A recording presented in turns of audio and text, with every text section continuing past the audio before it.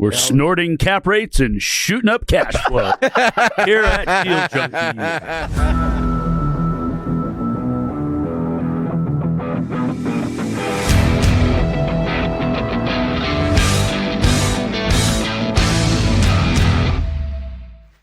Welcome back to Deal Junkies. I love it when you say that. It's normally Gabe saying it, but I'm saying it today because I'm going to introduce our guest. I am Dane McKinney.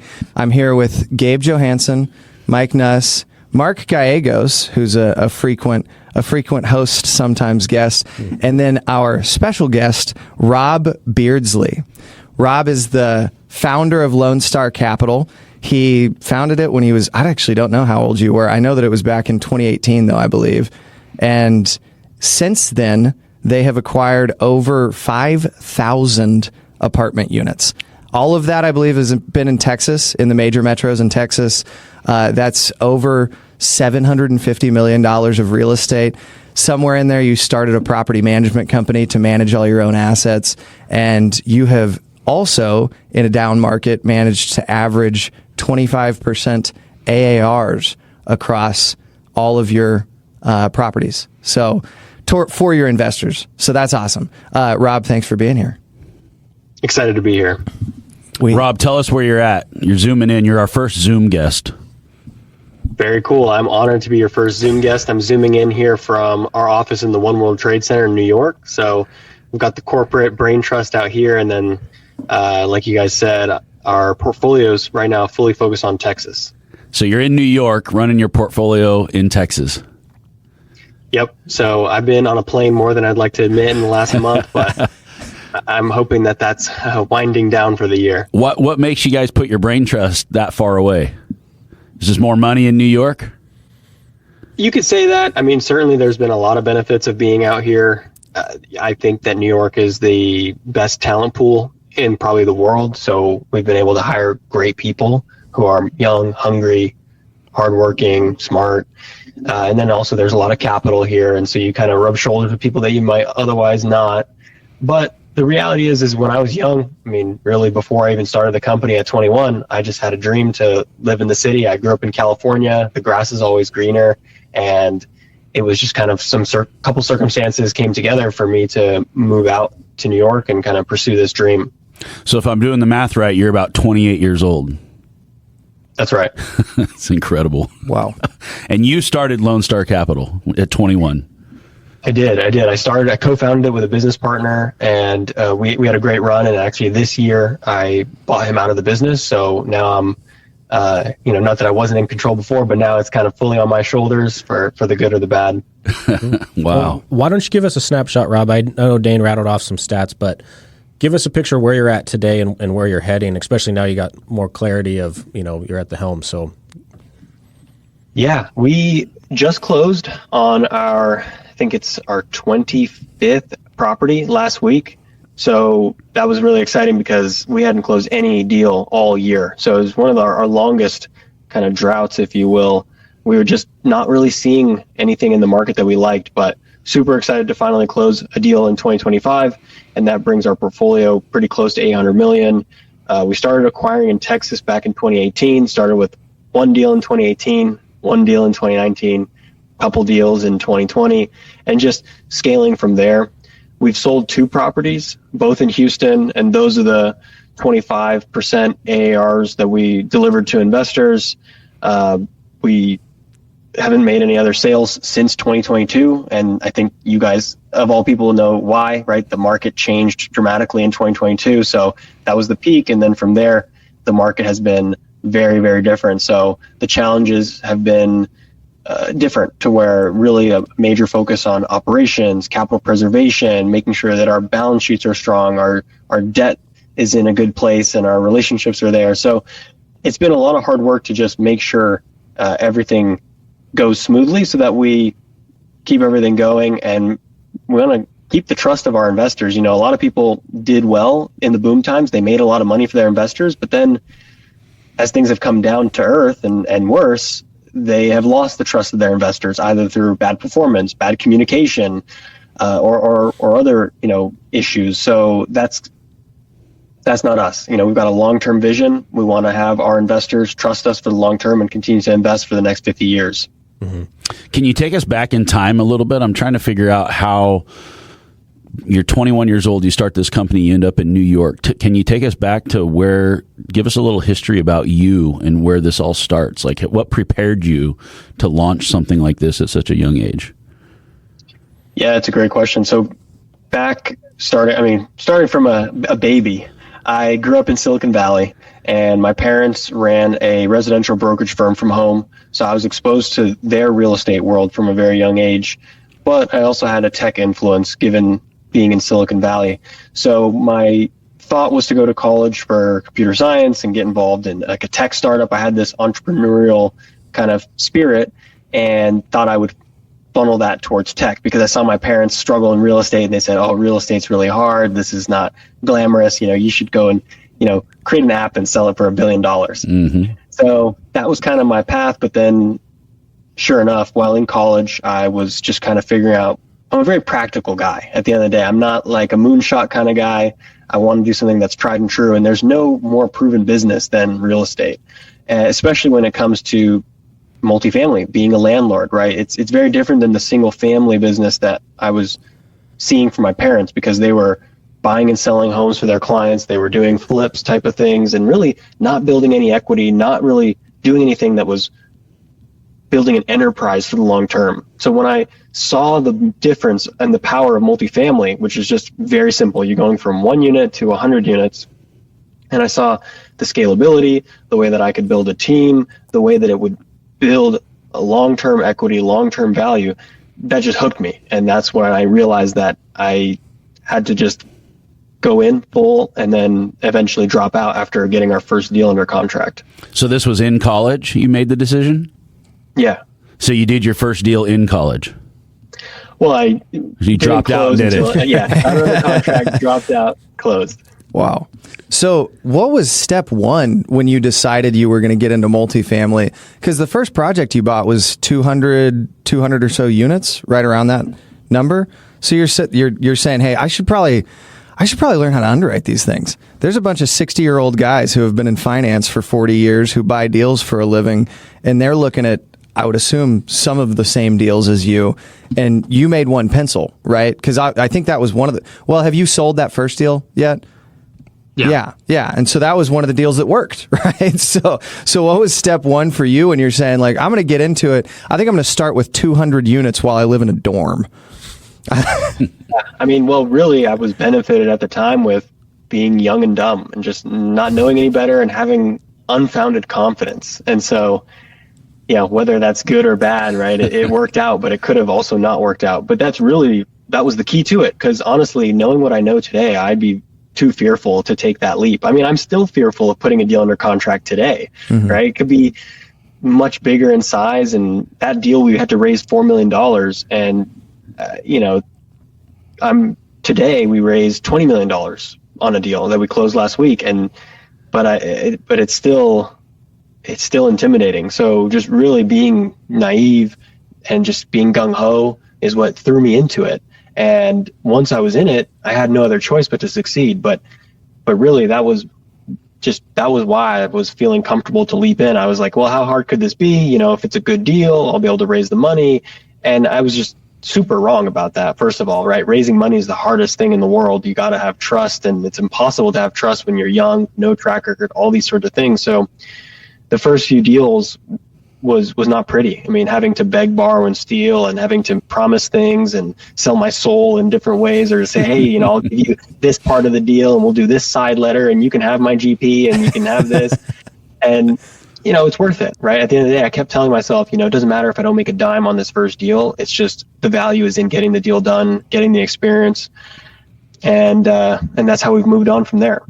So you said the scalability, you love the idea of going from 1 to 100, but you started at 200. Why didn't you do what everybody else does and go buy a house or duplex?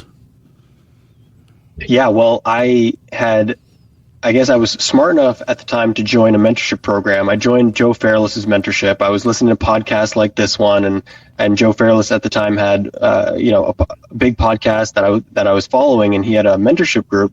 So I joined the mentorship group, and in that group, it's like, okay, I have examples in front of me of people who are doing this. And so they're not doing the duplex and the fourplex and then the 16 unit. They're doing the 200 unit deal. So I saw it and then had the belief once seeing it. And in that group also was a very valuable, it was, I had no idea how valuable joining that group would be, because in the end I was able to bring my deal, the very first one, to that group and say, hey guys, I need help. I got this deal under contract. I need help to close it. I'll do whatever you want. I'll give you whatever it takes.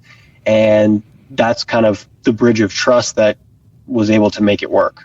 So did you find some investors in that group, or did they lead you to the money, or what'd they do? Just show you the systems, how to get there?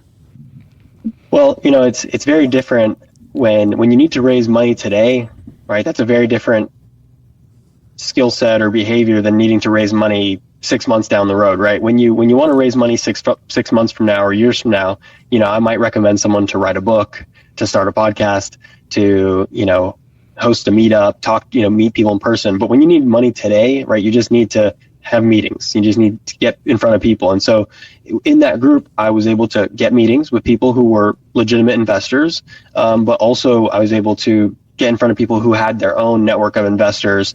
And, maybe it was their main business to raise capital for their own deals, but I was looking to entice them to partner with me. How did you ultimately build their trust when you were so young and had not done a deal before?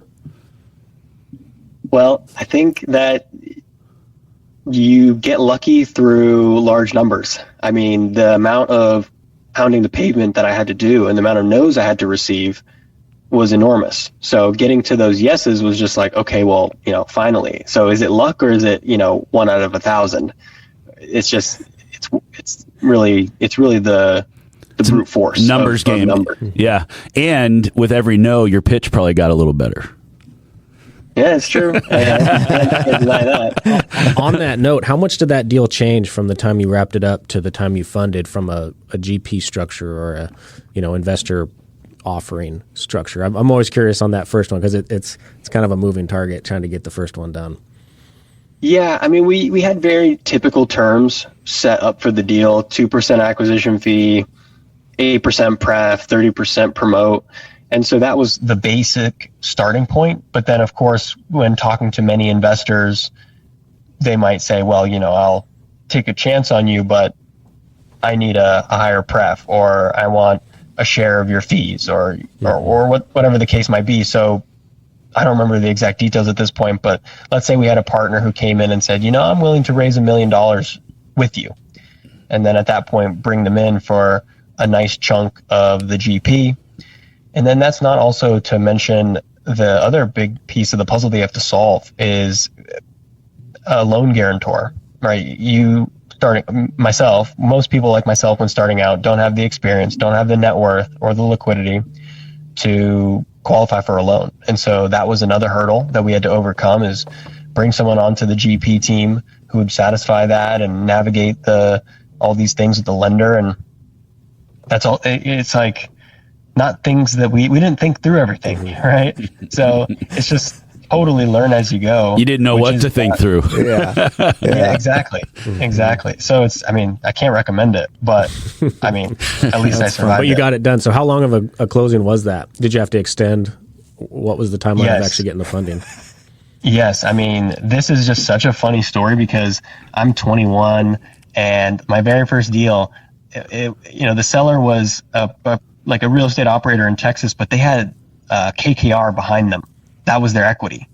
And this was a big portfolio, and they were selling off this asset. They had bought this deal super cheap out of foreclosure, barely did anything to fix it up. It was a super rundown deal. And KKR was the big money behind this bulk foreclosure purchase. And so now, come to find, I'm on the phone with these guys from KKR, and they're just dicks. And it's oh, you need an extension, we're going to murder you. And it's just, you need to put up more money by this time or you're dead. And I think it took 6 months to close, or maybe even a little longer. If you said less than that, I would have been blown away. Yeah. That's pretty reasonable. Pretty well. Yeah. So how many LPs did you end up having on that deal then? I wish I had more numbers at my fingertips. It had to be, I mean, for raising $4 million, if the average check is maybe, I'd say 50 investors, that sounds about right. Whew. Wow. 15 or 50? 50. Wow. 50. Yeah, that's a lot of work. And who's managing all those investor relations? Was that all on you? It was all on me at the time. Yeah, thank goodness, because I'm not a social guy. So I dreaded those meetings and kind of keeping up with everything. You know, I like numbers and I like pushing the ball forward, and that was tough for me. So now I'm really grateful to be in a position where I've got investor relations team, I've got amazing people on my side supporting me and making us look good. So back when you were envisioning this whole path, you started in Texas, you're still in Texas. Like, how much of that did you actually design back then in college? And like, is it true to plan? Is everything going exactly? Because you mentioned, you kind of hinted on it, like you're still in Texas, but maybe it seems like you're going to open up more. So like maybe just speak to the design and where you're at today, following through with that.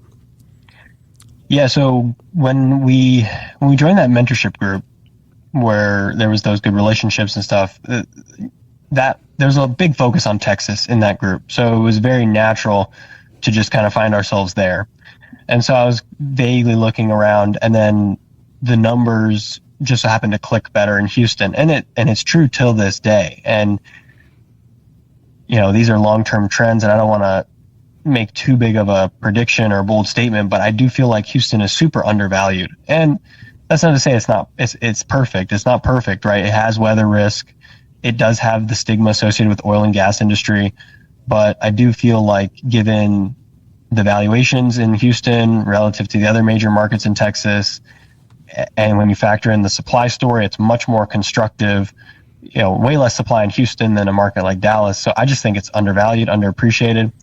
So when we got our first deal there, it was only natural to get the next one there, because now we had a little more trust and reputation with the brokerage community, because that's the super tough thing as well, is you've got to fight the fight with the brokers. When you're an unknown quantity, you've got to somehow differentiate, somehow have a broker take a chance on you, which is a really nice feeling these days, where we are so well known and respected in the Houston brokerage community in particular that, I mean, we get first looks, we get last looks, we get a lot of love from brokers, and it's like, wow, this is where you need to be, right? Being the entrant is so difficult.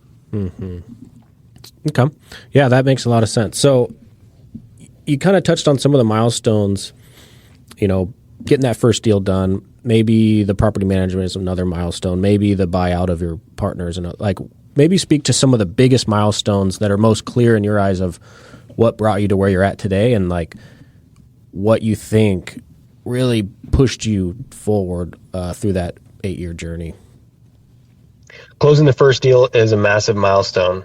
You go from unproven to all of a sudden you're the man, right? Like, you close literally one deal, and now all of a sudden all the brokers love you and can't wait to show you their next deal and stuff. So now deal flow is better. Investors now trust you a whole lot more. It's still not an easy conversation, because the next question is always, well, how many exits do you have? Yeah. Right. So you bought X amount of deals, but what about your exits? So we're still struggling with only 2 exits on our track record. We're hoping to sell 3 deals next year, 5 exits. That's starting to be shaping up nicely. But yeah, buying the first deal, that's a huge milestone.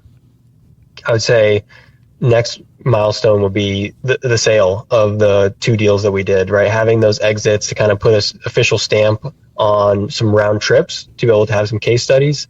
That's really valuable.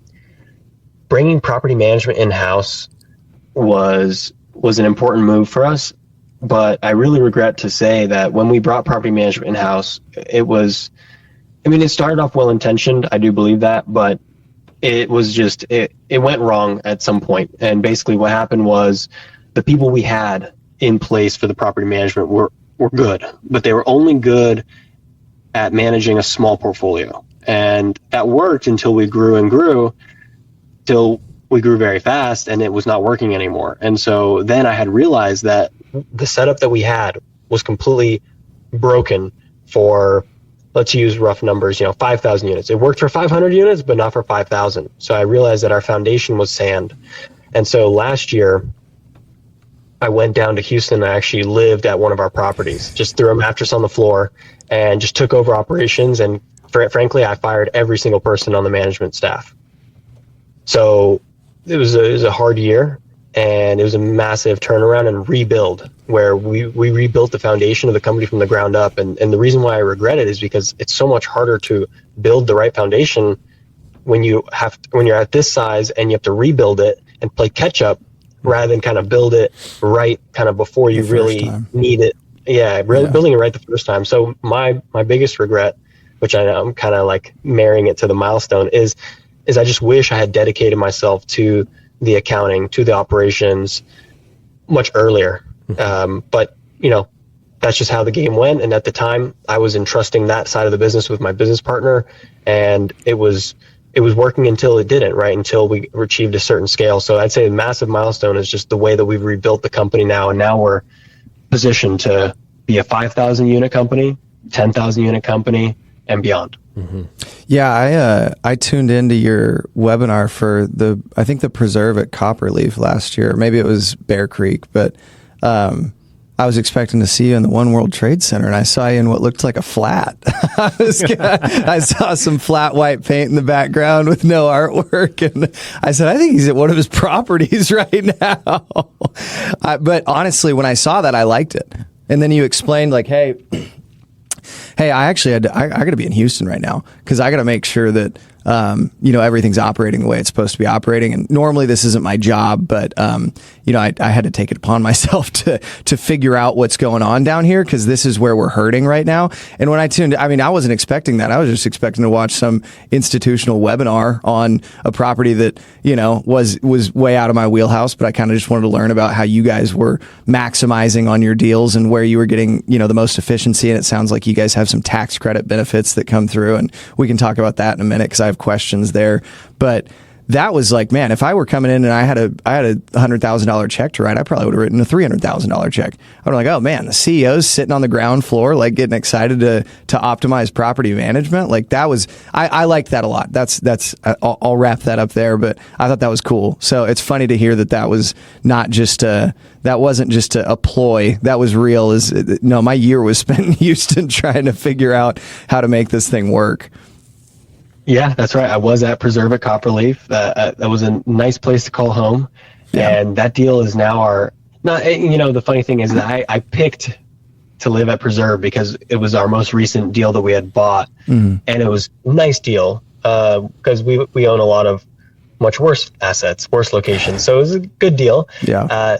So it's not the fact that I had lived there that caused it to perform so well, right? There's other factors, just being that it's in a good location, it's a good quality asset, but that deal is now our best performing asset in the portfolio. We've had tremendous success with it. We did the affordable housing play with the tax exemption, like you mentioned, and investors are loving that deal, and myself included. Yeah, that's awesome. Is that in Katy? No, it's not in Katy. It's actually in Copperfield, so it's a little bit more north of Katy, but we did close a deal that's very similar on the way to Katy. Okay. Gotcha. That is where I was born. So that's why I was asking. Okay, cool. Yeah. So that was part of I thought it was funny just 'cause you bought an apartment complex like 2 miles from my childhood home. But I've been in Oregon for a long time now. I've noticed that Texas, speak to Texas just a little bit. It's a different kind of market than other places you go. Like, what we look at here as a 50 unit is probably going to be 250 units in Texas. Like all the buildings are bigger. Does that make it easier for you to scale being in the Sun Belt, being in a market where there's a lot of land, a lot of places to build, and you can build these big projects? Does that help with the numbers?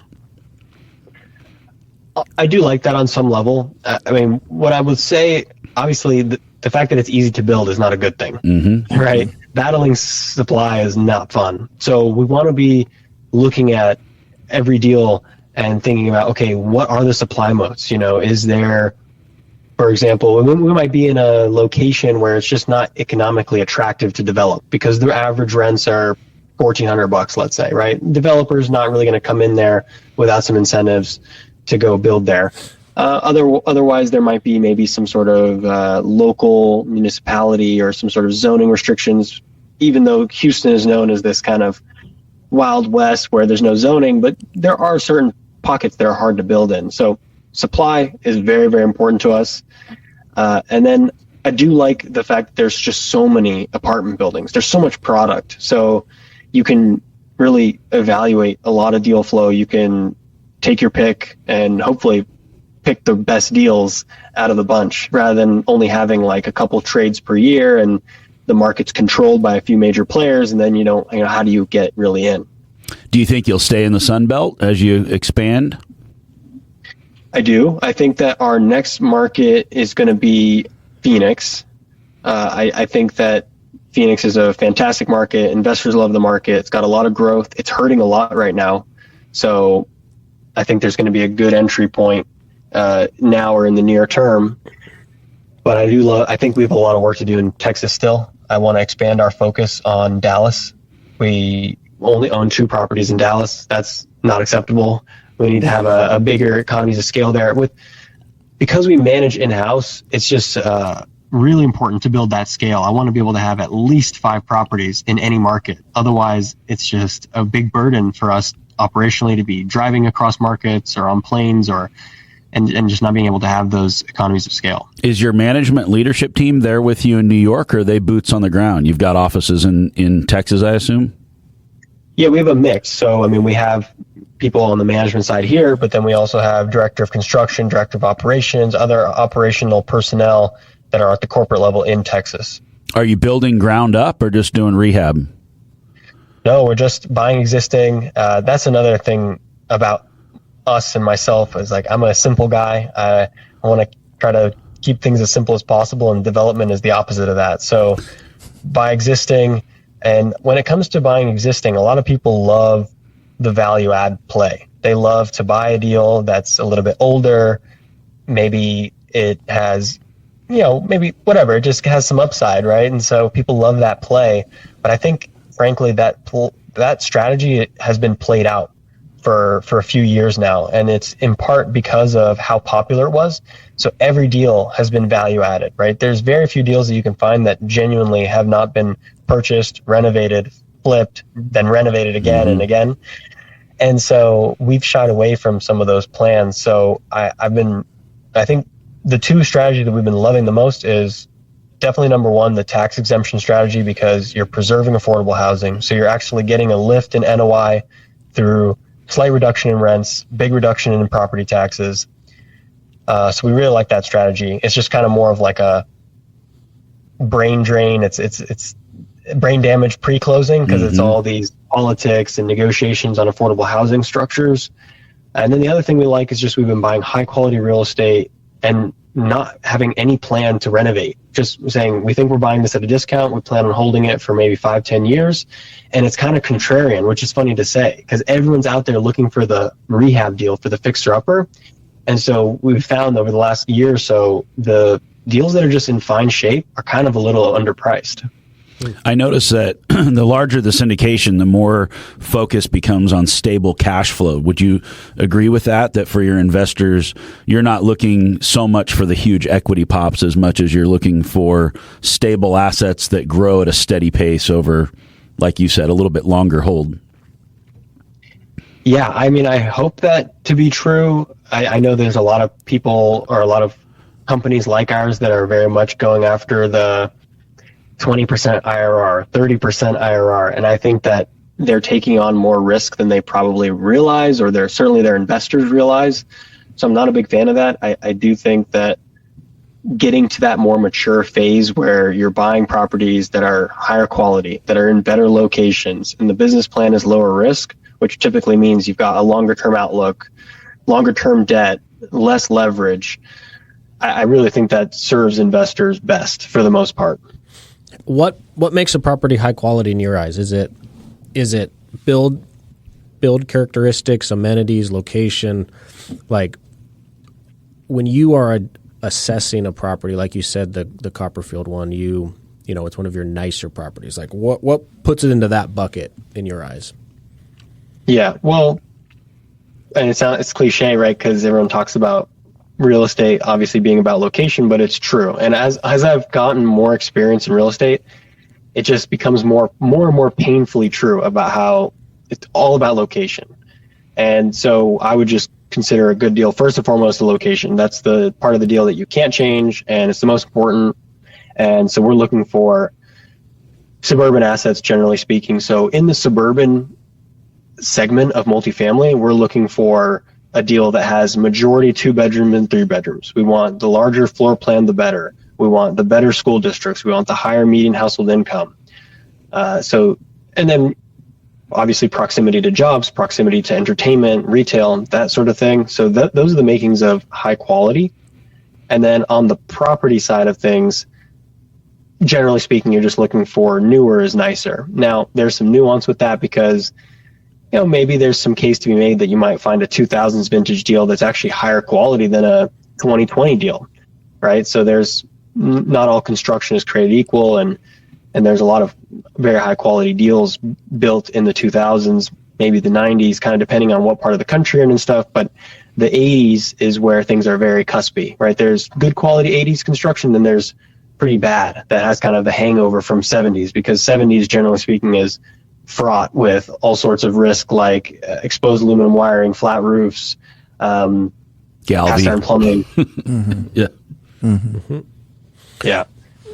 What maybe speak to your, I'm kind of jumping around here, but thinking of your due diligence process now, like could you maybe outline on the closing you guys just did, start to finish, from how long the underwrite took, offers in, offer accepted, to closing, and kind of your overall picture when it comes to analyzing, the first review, the final review, and then your investor flow of how many investors are in there, and just start to finish? Yeah, my philosophy about evaluating a deal at the top of the funnel is that you really want to go deep on the qualitative before you start diving into the quantitative. Because if you dive into the numbers and start underwriting, you could just spend your whole day what ifs and how much and all that sort of good stuff. And then you could find out, the qualitative wasn't a fit all along, right? The schools were just too bad, or there's just too much crime, or whatever that your thresholds are. So that's why I want myself and my team spending the most time up front disqualifying deals in terms of qualitative stuff. Like, we really want to fall in love with, like I said, the schools, the layout of the property, and the median household income, the population growth, the supply story. So once we're good with all that, which most of the time we're not, right? We're just trashing the deal. And that was a very hard thing for me to do, because I always had this FOMO starting out. It's like, when I started out, I had this belief that I need to evaluate every single deal because I want to find that needle in the haystack. And what if, like, yeah, that deal is not in a good location, but what if it sells for cheap enough, right? And I always had this kind of, I was like too smart. I was, actually not that smart, but in my head, I was like trying to outsmart everyone and think, well, there's a price for everything. But the reality is the market doesn't work like that, because deals aren't going to trade at the price you want necessarily. And so typically speaking, people are going to overpay for the bad located deal, and that's just the way it is. So don't spend your time on the bad located deal bidding on it, hoping that it trades for 20% below ask.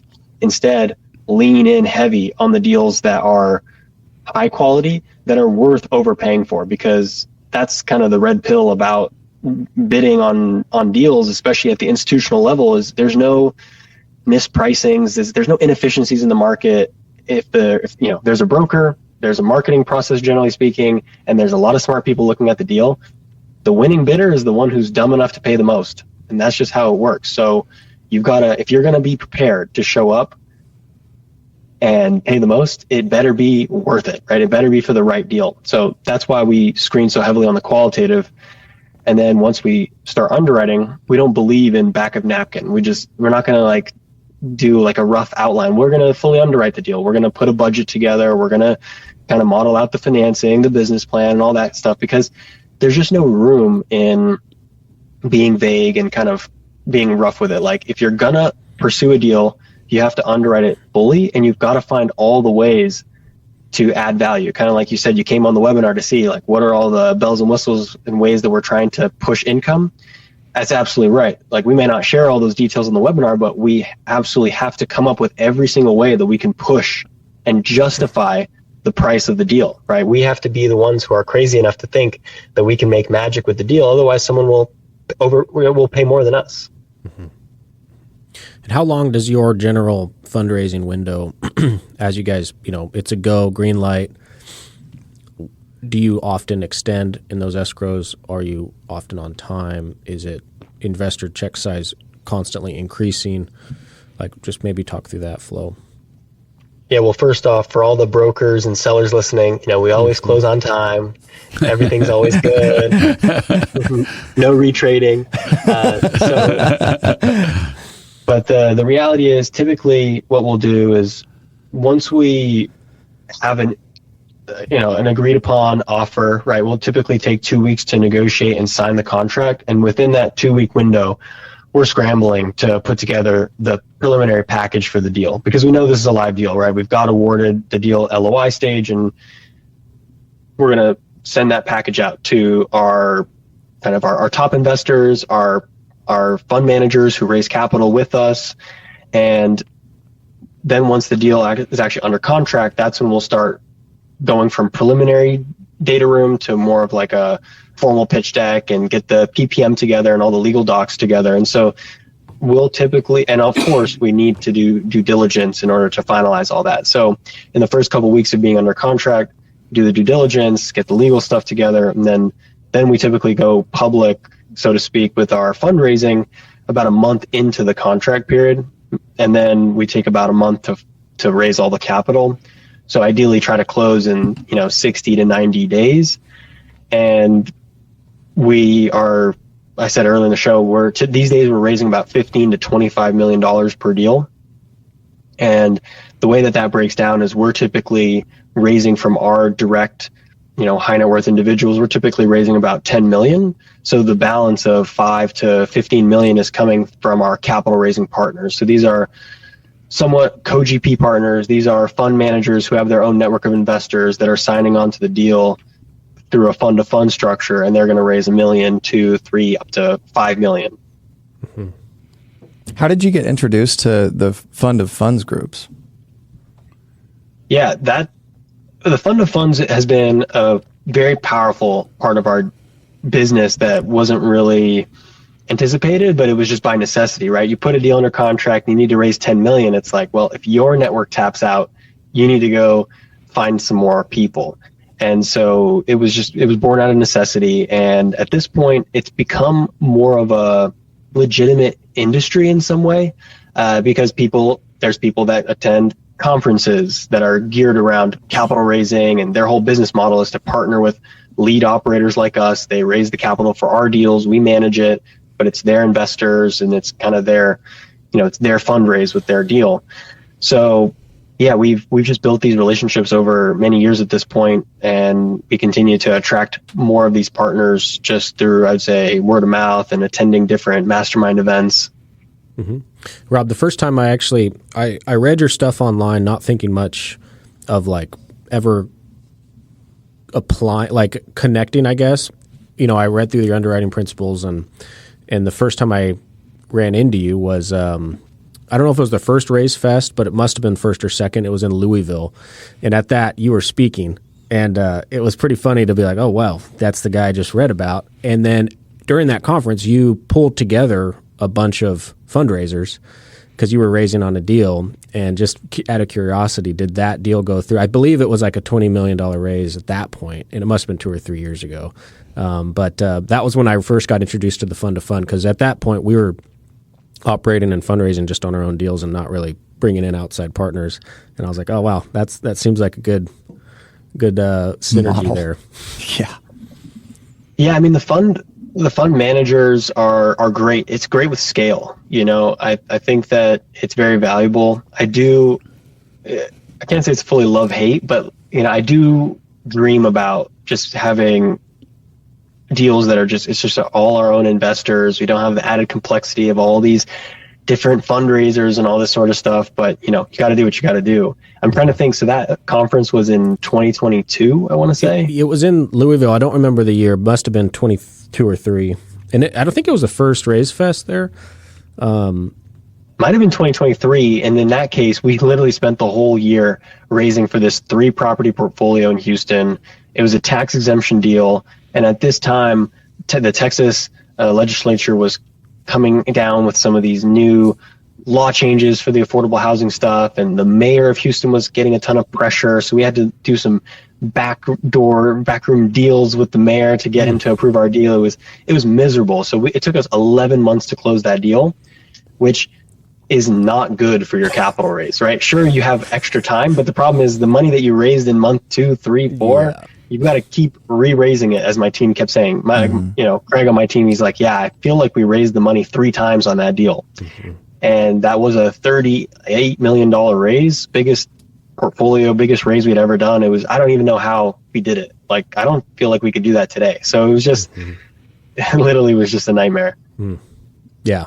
Yeah. It was pretty fun to see, like, the whole team get assembled, and that guy that runs that conference was building it up pretty good. So it was fun to see. Like, it was a good case study for the group, for sure, on how to just push through the hard. How much do your speaking engagements help you with your fundraising? They certainly do. I think that the thing is you never know. And so you know for sure if you don't go, you're not going to get anything out of it. But if you go, you might get a lot, you might not. So it's kind of always a calculated risk of, okay, is it worth flying here? Is it worth going there? So overall, it's very valuable, social proof and those sorts of things. That does go a long way with investors. It goes a long way with fund managers. But I think at this point, speaking feels cool sometimes, but I'm also it's not necessarily something I particularly enjoy doing. So I'm trying to scale back in terms of my travel, and I try not to just say yes to every opportunity and really evaluate at this point, is it worth the time? What does your day look like now? Like, is it all on the back end underwriting? Is it still a lot of fundraising efforts? Is it just operational? Like, what is it today, and what does it need to be in the next few years as you look forward? My last year and change has been 90% operations. So since going down to Houston and coming back, it's been all about accounting. It's been all about asset management, property management, construction, and HR, all these sort of things that I had not really paid any attention to. So that's where my focus has been. And then as far as acquisitions, underwriting, and that sort of thing, I'm very, at this point, high level, hands off. Brad on our team is better than me. So he's running the charge in terms of sourcing deals, evaluating opportunities. So he's doing a great job there. And then also I have an amazing team now as far as investor relations. So kind of putting all the materials together, reaching out to investors, handling all that sort of stuff. So at this point, I try to do my best as a CEO and just lean in where I feel like I'm needed. And if I'm not needed somewhere, then I don't be there. Can you tell us a little bit how your team is structured? You're the CEO, you're the owner of Lone Star Capital. Is your team part of your GP? Do you have a special share class for them? Yeah, so certain members on our team do participate and get a share of the GP on a deal by deal basis. So the way that is structured just legally is every deal has a owner entity and a manager entity. And so the owner entity is where the investors will fund into. And so they have a partnership interest in the actual owner LLC.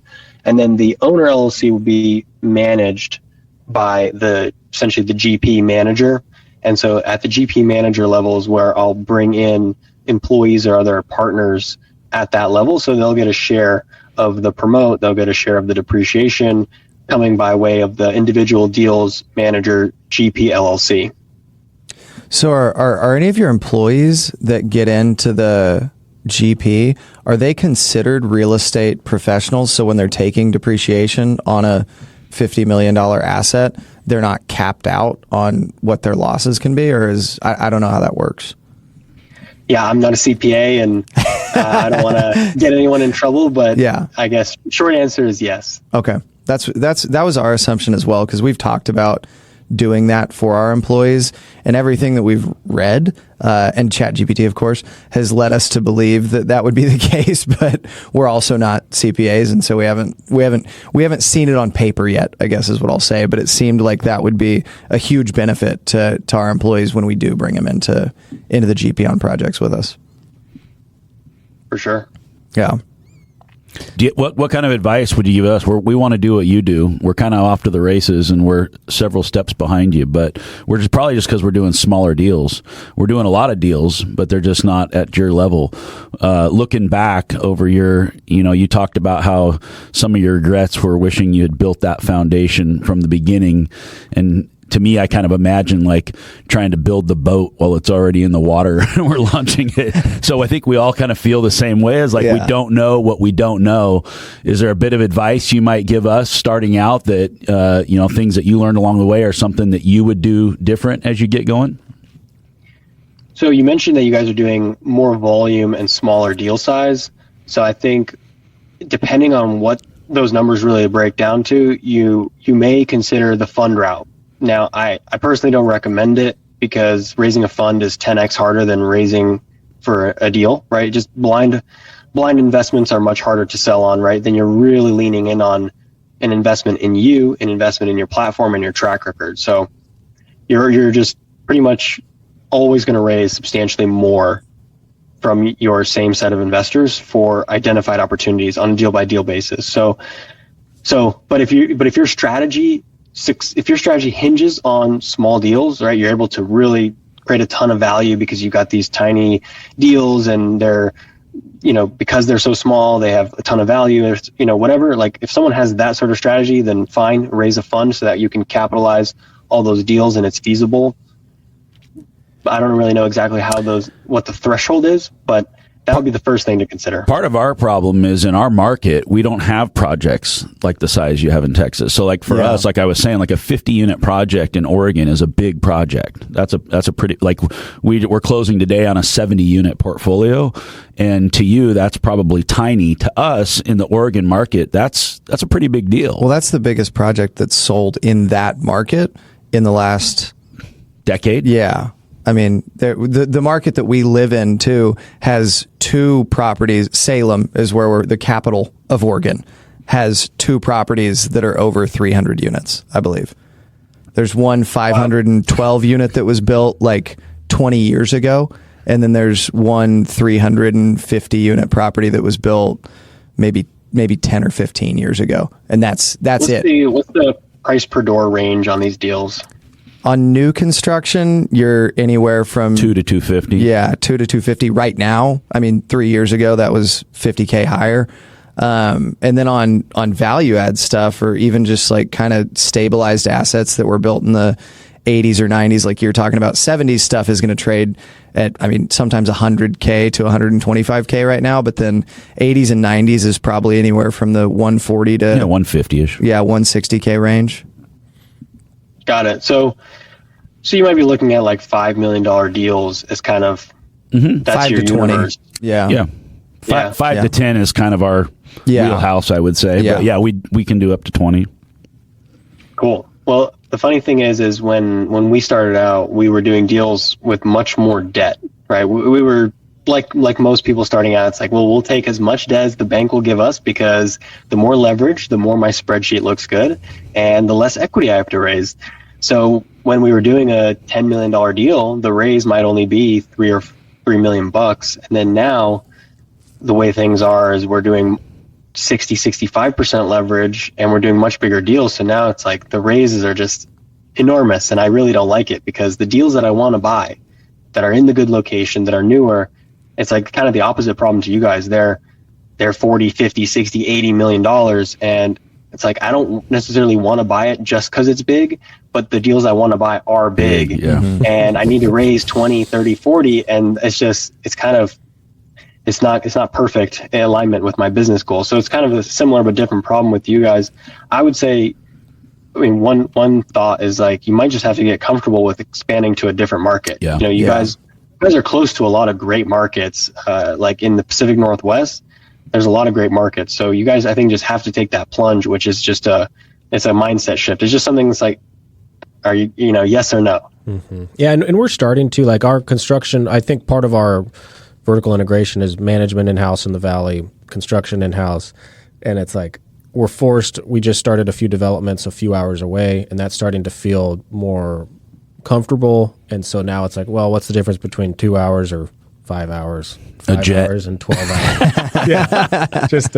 Do you have a jet, Rob? Not me. I heard investors don't like it when you buy jets. Yeah, I heard that's when they stop investing. Yeah, if I had one, I would not publicly advertise that. Yeah. So he might have a jet. Yes. He might have a jet. We're not sure. That's funny. No, so you said that those raises that are 20 to 30 million bucks don't align with your business goals. Speak to that. Why does that not fit, I guess?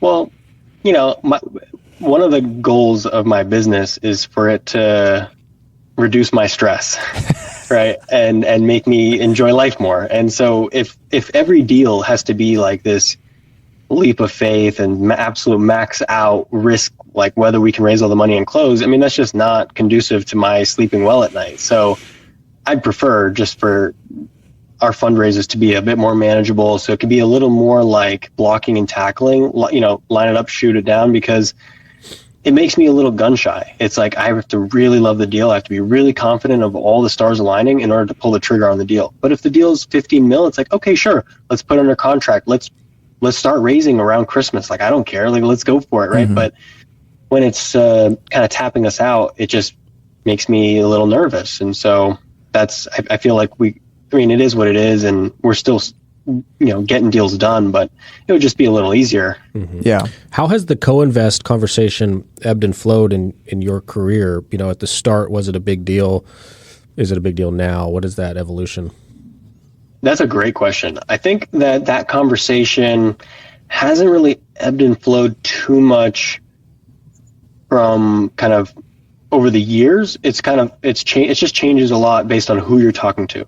I will say probably on a high level, it has kind of flowed, or I don't know which way you want to think about it, but it's not as much of a topic of conversation more recently than in years past. So I'm not sure exactly why, but obviously if you're speaking with like an institutional partner, family office, but more so like a private equity firm, a lot of those guys here in New York, they're like, yeah, you got to put in 10% of the money, and it's all very tough and serious, which I understand where they're coming from. But when you work with the high net worth investors, I think they understand more so where you're coming from. So if I tell them I'm putting in $500K, they get it like, oh, that's a big deal to you, right? So I just think it's so tone deaf when an institutional investor or some sort of kind of someone who's just out of the mix, and you're raising 20 million bucks, and they're like, yeah, you need to put in 10%, you need to put in 2 million, and it better be net of your fees. So if you're taking $1 million acquisition fee, that means you need to put $3 million into the deal. It's just, this is tone deaf. Yeah. Yeah. So on your business goals, where do you want to go? What is that vision 5 years from now? Like, what's the Lone Star team going to look like? Yeah. So over the next 5 years and beyond, the goal is to continue to scale, obviously buy better and better quality deals, and scale into more markets so we have more diversification to offer investors.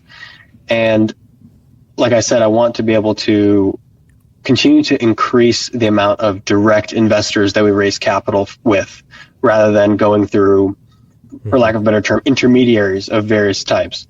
The reasons for that is I just want more control, better margin, and my ultimate goal is basically every deal we do, I want to 1031 exchange. Mm-hmm. So I want to deliver such a great experience for investors that if every dollar they give us, I want it to basically be ours forever. And the way to do that is 1031 exchange. It's the best outcome for everybody. It allows us to kind of in a stable way grow our business, and then also it compounds investors' wealth the most effectively. Mm-hmm. Can you speak to how you talk about exit strategy on when you're talking to investors and say, hey, the 3-year buy and sell or 5-year hold, or we're going to refinance in 10 years or 1031? That's kind of, so for your background, for me, my average deal size has been around $1 million. It's gone to $2 million. Right now I'm doing my first $6 million deals. So the discussion on the exit and why we're doing it this way is different than it ever has been for me. I think when you're starting out, not that you are starting out, but when I was starting out, and to the more inexperienced investor, the quicker that they get their money back, the happier they think they're going to be. So if you tell them the business plan is 3 years, they go, oh, that's great. If you tell them 5 years, they say, okay, that's all right. If you say 7, they say, oh, I don't know, 10, forget about it, right? So that's not the type of investors I personally want. I want the investor that if I go to them and I say, yeah, we're thinking about this as a 10-year hold, I want them to be excited about that and go, okay, great. Like, you know what you're doing. That must mean this is a great long-term play.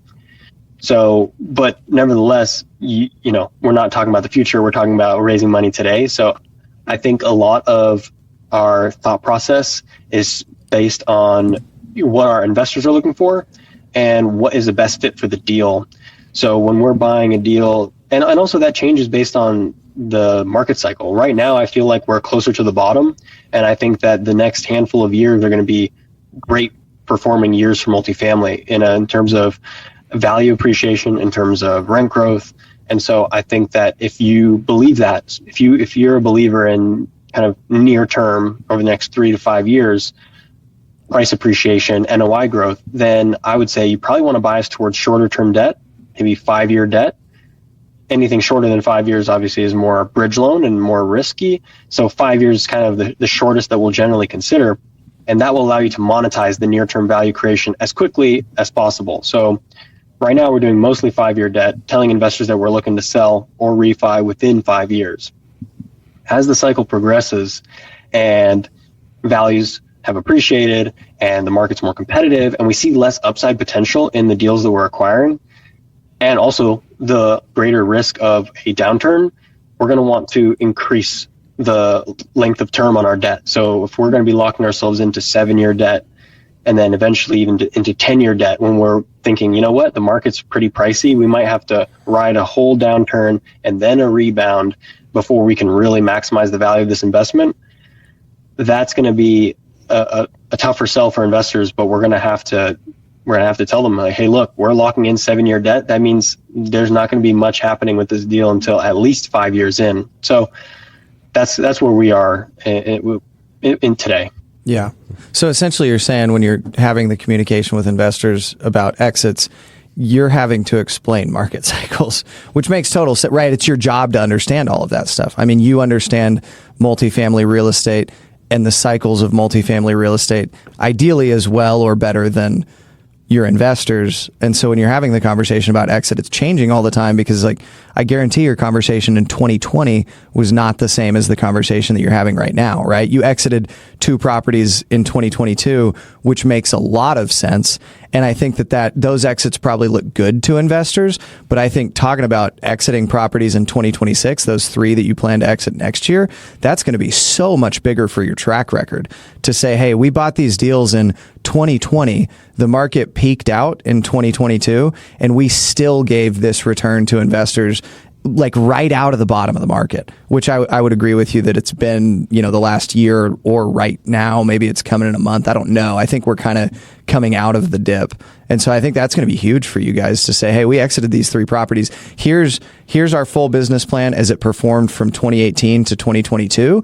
And then here's what we had to do from 2020 to 2026. Here's the difference in those 2 cycles. And this is the type of investment we're entering now. And this is why we have the timeline that we have on it.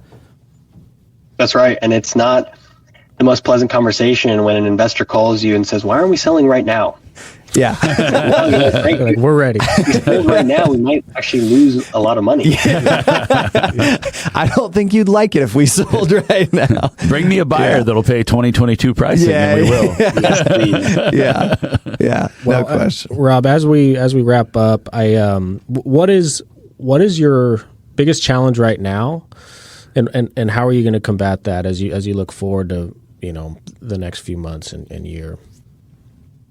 Our biggest challenge has been hiring, and it really stems to going back to what I mentioned earlier about building the foundation right and unfortunately rebuilding it. It's a lot of hiring to do in a short amount of time. So when we let go of our entire management leadership team, that precipitated a lot of turnover at the property level as well. And so you don't just rebuild amazing teams overnight. If you had C players at a property and you fire them and you try to rehire quickly everyone, you're not going to just magically go from C's to A's. And so we've just gone through multiple rounds of turnover and just we're cultivating amazing teams. And I view it similar to a portfolio of properties. It's like a collection of amazing people, and you don't just build an amazing rare collection overnight. So that's our big challenge, because our team will say, we need to hire this person. Why isn't it happening tomorrow? Well, the applicants are who they are, and we're not going to some extent, we're going to try our hardest to not lower our standards for who we're looking to hire just because we're, to use a good phrase, under the tyranny of the urgent. Yeah, no, that makes total sense. Do you think that part of the difficulty, I guess, just because we've always been within our own network, I guess our market is where our network is. And so when we're hiring, the people we're hiring are usually just people that we ask our network, like, hey, this is who we're looking for. And then we get, 5 people from people that we trust recommended to us. And so we don't have to really hire everybody from some third party software, right? Or some platform where we're just meeting random people and having to go through 200 applicants.